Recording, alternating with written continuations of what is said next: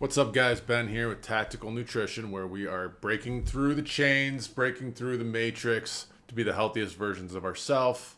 And we are navigating the propaganda and the government lies and all the bullcrap advice that we receive from these so-called health experts. And so in this video, I want to talk about hydration. So it seems like a fairly simple topic, right? But again, it's something that it's a basic that most people miss. So there's three things that you need to survive, really, if you think about it, right? You need food, you need water, and you need to breathe air, right? Obviously, that's oversimplification, but for all practical matters, these are the things that you can control.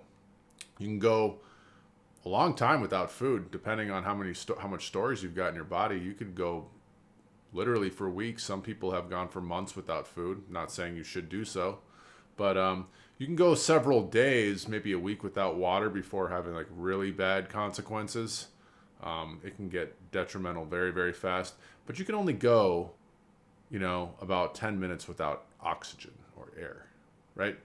So breathing is one that I want to focus on in a lot of these videos, but I want to talk about hydration here because, again, going from the CDC guidelines website, when I learned in school was that they say, and this must just be off polling of the general public, is that 80% of people are dehydrated at any given time. This means they're below their optimum state of hydration to the point where it starts to impact your cognitive abilities, your athletic abilities, and starts to act negatively towards your life and health in general.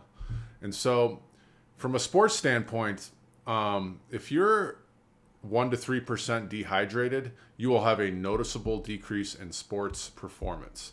I've noticed this many times when I've worked out in the morning without drinking like enough water first thing in the morning.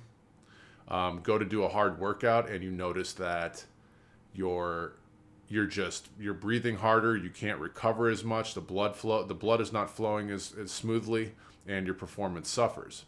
So as me being about, let's say I weigh about 215 at the moment, but let's just say I weigh 200 pounds for the sake of math.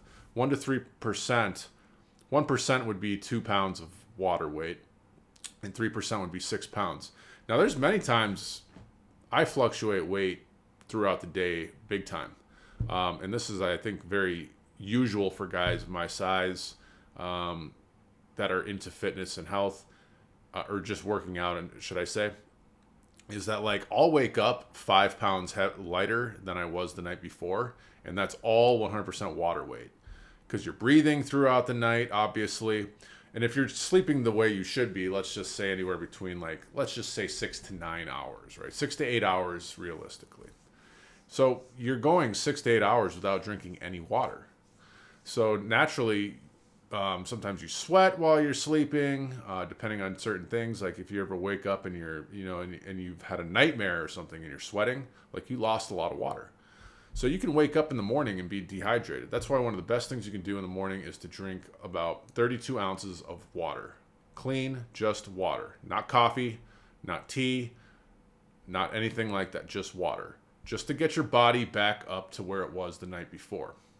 And you'll notice that this helps to set the tone for the day.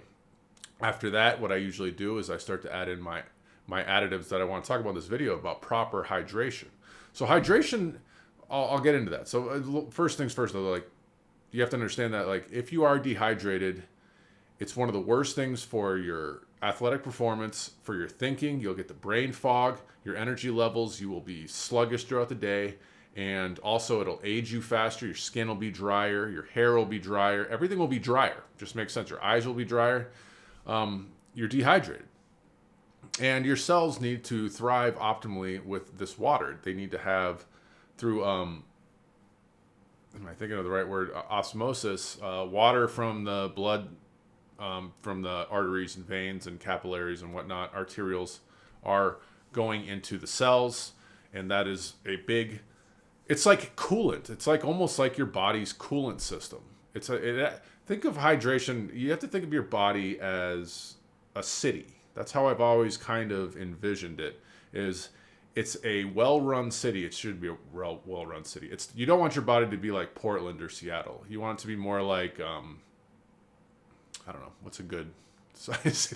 You don't want it to be one of these trash heaps, but so like the water in your body is obviously it's going to determine how thick your blood is and your blood pressure for that matter.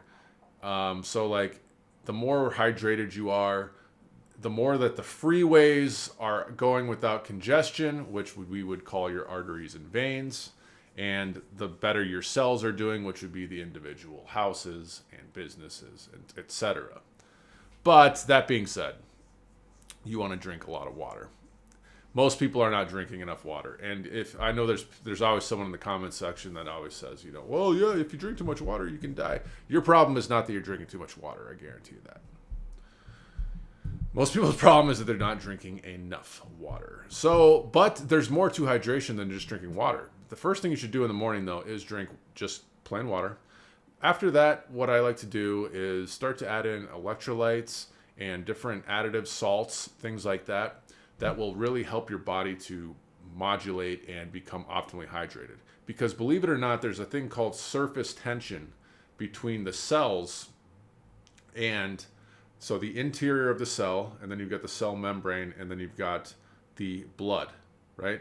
And that's where all of the transactions between the cell are happening, between the blood, goes through the cell membrane with the receptors and blah, blah, blah, into the cell, vice versa. It's getting rid of trash. There's this constant negotiation, communication between the cells and the waterway, aka the blood vessels. And so, but there's a certain type of it's called tension, surface tension. So there's electrolytes and different molecules that create what's called gradients.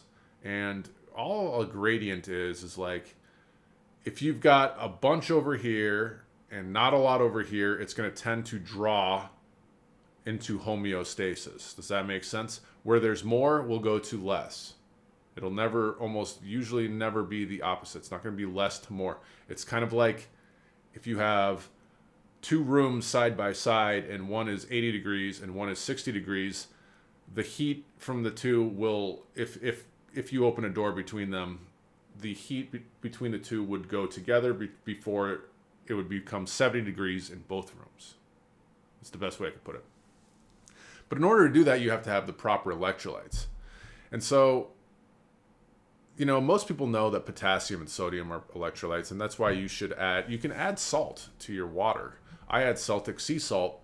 One reason is because it's a natural, very heavy granular salt that's straight from the sea, basically, Celtic sea salt. And so it's actually got vitamins and minerals, basically minerals, attached to the salt itself, natural forms of magnesium and sodium.